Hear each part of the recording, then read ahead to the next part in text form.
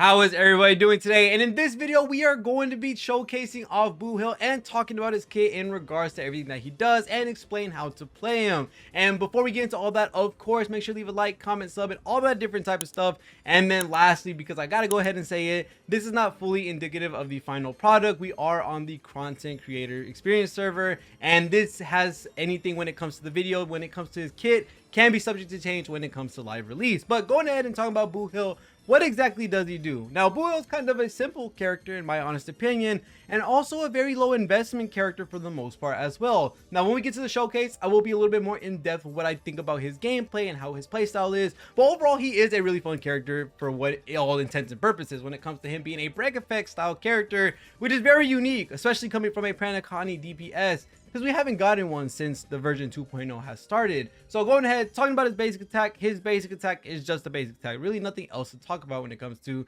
a regular basic attack. He has his skill, which then enhances his basic attack, but his skill in specific is going to allow you to be in a standoff with one other opponent, and you cannot target anyone else until either 2 turns are up, until they're broken, or until they die. Those are the 3 conditions that you must hit, and whatever comes first allows you to leave the standoff, and you gain 1 pocket trick shot, which is going to help you out with your talent. And the pocket trick shot is going to make it so that not only are you able to increase the physical break damage that you have, but you also are able to give a higher increase to the toughness reduction that you have, and you will be seeing this in the showcase later. The last thing you also need to look at is that when you use your ultimate, you also have a not only nice bit of attack that you're going to be hitting onto the enemy, but you're also going to be delaying them by 40%, which is honestly really freaking cool. He does have a lot of break effect on his traces because he scales off of it for the most part. And then not only that, when it comes to his traces, the above snake's trace is going to allow you to get reduced damage to the other characters that are not in your standoff.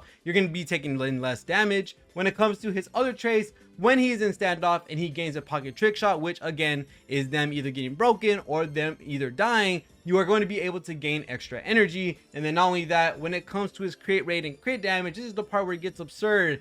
If you can get around to 300% break effect, which can be done by either the relics, the Lightcones, and all that different type of stuff, there are other external sources like REHOO and like Harmony MC that can make this help out and make it not that daunting to try to get 300%. But if you do, you will be able to get a maximum of 50% crit rate and also 150% crit damage. So you can easily, with the crit rate body, get around, what is it, 60, 70, 80% crit rate with just a crit rate body alone. So that's actually really good and makes it super easy to invest into Boothill. And then going into the next things, of course, we have to talk about the relics. The relic sets right now are a little bit weird just because I feel like we don't have the very best relic yet in terms of what we have right now. All we have right now at the current moment is Thief of the Shooting Meteor, which gives break effect on 2-piece, and then more break effect on the 4-piece with a regen energy on the 4-piece as well. And then we also have the Watchmaker set, which is another break effect piece on 2-piece, and then you gain more when it comes to buffing out your allies, which he can't really proc for his 4-piece. And then the last thing is the planar ornaments. He ends up getting break effect, and when you get to a certain amount of speed, you get even more break effect. This is what you heavily want to incentivize on. These are where more of his damage is. You're going to be using super break from Harmony MC. You're going to be breaking them, especially when we get to the showcase. And then not only that, a lot of his scalings do come off of break effect. Now, coming to his Lightcone, we are going to be using his signature, which does help him quite a bit with his damage when it comes to the break effect, when it comes to the defense ignore, and also giving him a speed increase. But looking at this clip right here that I'm showing on screen, I have no Lightcone and I'm hitting around 300k. This dude is absurd in every way, shape, and form. So what better way to showcase this off than to go ahead and go into MOC 12 and showcase off Boothill right now. Now, going into MOC 12 with Boothill, we are going to be bringing one of his best teams. One of them is going to be, of course, Harmony Trailblazer. This is going to allow us to give break effect from her ultimate. And not only that, we are given the super break mechanic, which is going to play a big part into Boothill's traces, where he's able to get more break effect depending on how many stacks he has, and also just give us a lot more damage when it comes to what he's able to do with his kit. Ruame being Ruame, she has the break effect boost, the speed boost, the damage boost, all that different type of stuff. She's going to be what she's doing. And then Gallagher, someone I knew was going to be absolutely amazing in the future. They're going to be able to give us more break effect damage on ult, and also give us the chance to be able to help ourselves with some healing as well. So we're going to go in with Gallagher, and not to mention his technique, which is Boothill's technique actually lets us to get a free physical implant, which makes it so that, guess what, we're able to just go ahead, throw it on them and start breaking them. For this case right now, I really just want to stack up Boothill so that he's able to get the max amount of break damage and also the max amount of stacks that he has, so that he's able to do more damage and is able to shred off more shield. As you know, he gets more damage and toughness reduction depending on how many stacks he has. So we're going to go ahead and stand off against the dog. And once we stand off, we cannot change the target that we're currently on. We have to go ahead and fight him unless he gets broken, unless he dies, or 2 turns pass. We won't be leaving the standoff. So if he stays alive here and he wasn't going to lose his shield, we'd have to wait till next turn and we'd still have to fight this guy. And that could be of a slight weakness. Of course, for certain enemies like Yanqing or the monkey, where they can take away their weakness, there's kind of no way to break them. So Boothill's kind of stuck here, not being able to break them and doing a lot less damage. But of course, breaking the dog, you see that we got a victory stack, and that allowed us to get 1 stack down here in the bottom left. We're gonna go ahead and do the skill on Harmony MC, allowing us to get our ultimate so that we can go ahead and start proccing the super break. Now the next thing, so we're just gonna go ahead and set up our buffs. We're gonna go ahead to basic the dog again, and hope we sadly don't get slept with Boothill so that we're all fine. I don't think I need anyone here to deal with anything else so that we don't have to worry about getting hit. Ruame, honestly, not too bad. Realistically, I would have loved to have the ult up. I probably should have had it to where I got the ult up, but it's fine. I'm gonna go ahead and do a ult on the dude without the physical weakness so that I'm able to break them eventually later after I deal with the dog. Because like I said, I really want to be able to break him and also down him so that I'm able to get the stacks off from him. So we're gonna be able to break him. That's 1 stack. Killing him gives us another stack.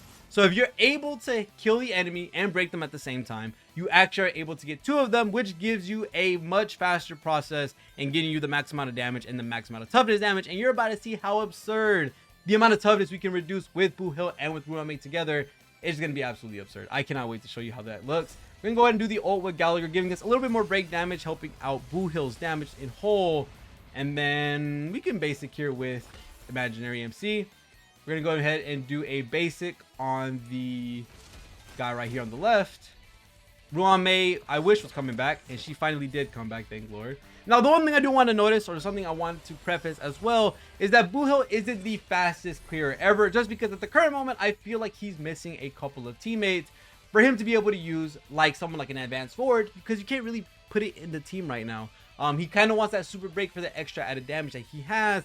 And then Ruame is a very pivotal part of the team with his toughness reduction, helping out Boothill so that he's able to eventually break the character.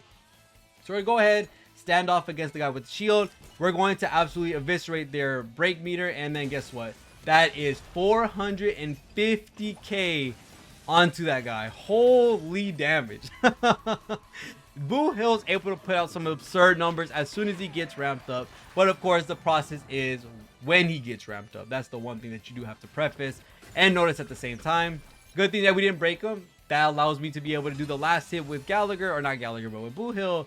That's going to help out quite a bit with the damage here. So we're going to go ahead and stand off and go ahead and do the basic attack. Boom.